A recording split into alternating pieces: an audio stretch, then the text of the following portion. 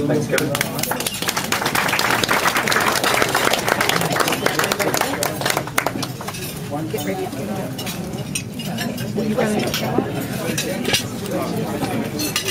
Hello everyone, it's a pleasure to be here. It's very nice to be able to come over and see Ray being presented his certificate. Didn't know I was going to be dobbed into actually doing it myself, but anyway, I do thank you for the honour of that, and it is an honour. Just like to tell you very briefly a little bit about Ray's history. Ray was in the cinema industry actually in New South Wales, but has lived here in Western Australia for some 40 years. He began his life, his 36-year career in 1937 as an 8-year-old in his mother's Strand Theatre in Ashford in country New South Wales, changing day bills, collecting tickets, ushering, rewinding films and getting them back into their cans. I think a lot of us know what that's like. When Ray was 15, he was operating the Cayley Indomitable projectors. His wages were pocket money to buy lollies from his mother's Strand cafe, so it looks like Mum got her money back, which is a good lurk. In 1946, at the age of 17, Ray was sent 50 kilometres on boggy, swampy gravel roads in his Model A Ford to operate and manage the Regent Theatre in Delungra, which his mother had just purchased. In 1951, his mum sold the Regent Theatre to Ray, and he immediately upgraded to Raymac sound system with C&W projectors.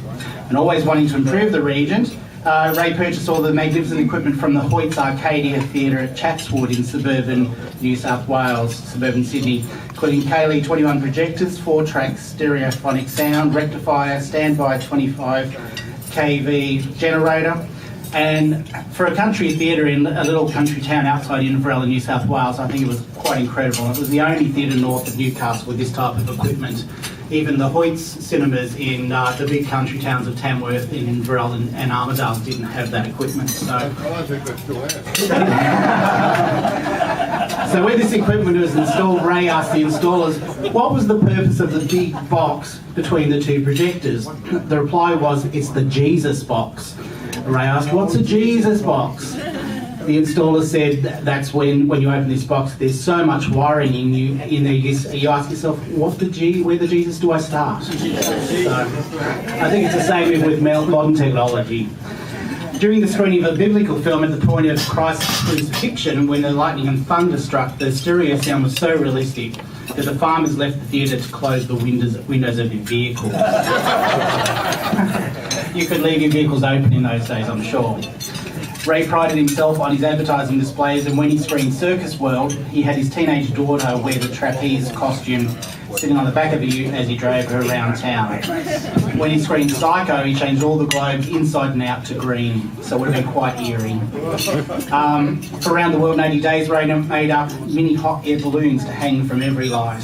So those days of showmanship, were just fantastic, and I think a lot of us like to follow in Ray's footsteps and try and emulate that showmanship. So I congratulate him on that. While operating Delungra, Ray was approached by Hoyt's in Sydney to spend time at their Hoyt's Star Theatre in Bondi Junction, manage Hoyt's Ashfield, and part-time manage Hoyt's Drummoyne. So I think the local country Hoyt's theatres saw him as such a threat that they thought, well, we better get him out of the country and get him away because he's damaging our business. So they put him on side. Anyway, with his great enthusiasm for the industry, Ray opened the Civic Theatre in Inverell, not far from Delungra, but it was in the big time, and he continued to operate the Regent.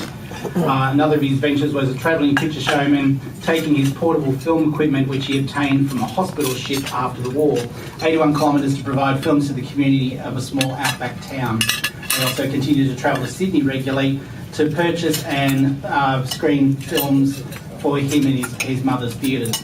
He continued to operate the Regent all this time, right up to the advent of television in the early 1960s, where patronage dropped dramatically, down to the stage it was no longer viable to keep the doors open.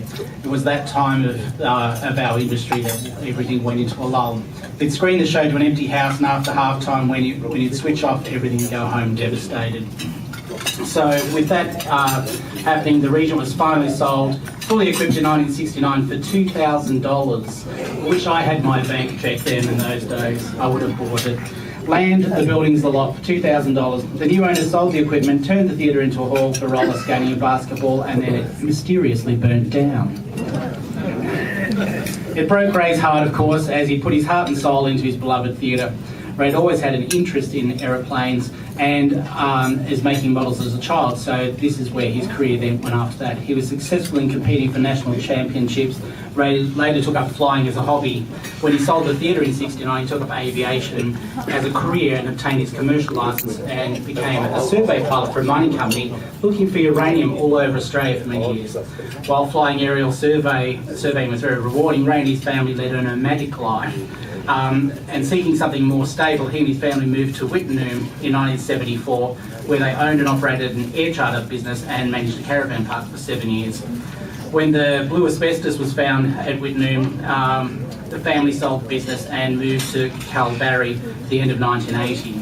Ray and his family began a very successful aviation business and gift shop there for 25 years until retiring to Mandurah 11 years ago, which is where I found them.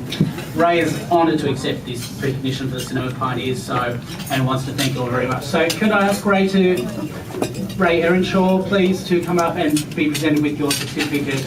Please give him a hand. Thank you very much.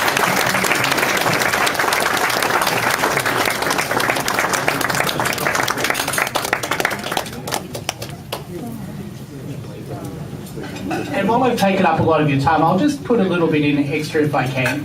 I found Ray and his lovely wife Irene through the magic of Facebook only this year. I run a cinema group on Facebook called Cinemas and Theatres of Australia, and whilst I lurk around looking for history of cinemas, I found them on a Lost Inverell group, and I contacted them, and Ray was quite devastated still all these years later by the loss of his theatre. And when me, being quite forward, I wrote to Irene and we started correspondence.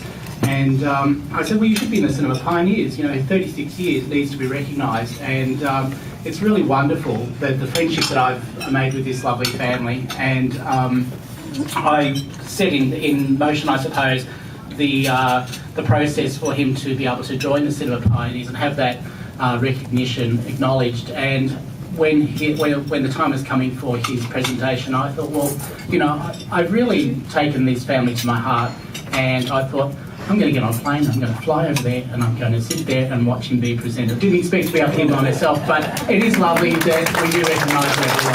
Thank you very much.